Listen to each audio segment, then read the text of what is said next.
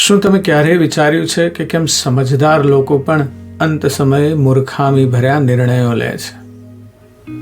મહિષાસુરના મંત્રીઓ બહાદુર હતા, અનુભવી હતા, છતાં એ ન સમજી શક્યા કે સામે સાક્ષાત મોત ઊભું છે. આને જ કહેવાય છે વિનાશ કાળે વિપરીત બુદ્ધિ.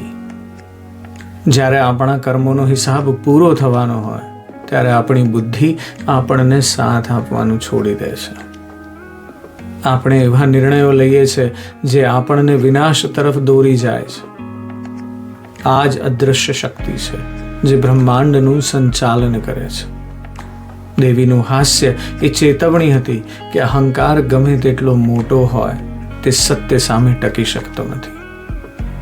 આપણે આપણા જીવનમાં પણ જ્યારે ભૂલો કરીએ છીએ ત્યારે અંતરાત્માનો અવાજ સંભળાય છે, પણ આપણે તેને અહંકારના શોરમાં દબાવી દઈએ છીએ. એટલે મર્મ એ છે કે હંમેશા જાગૃત રહો અને તમારા વિવેક તરફ સતત સાબુત રહો.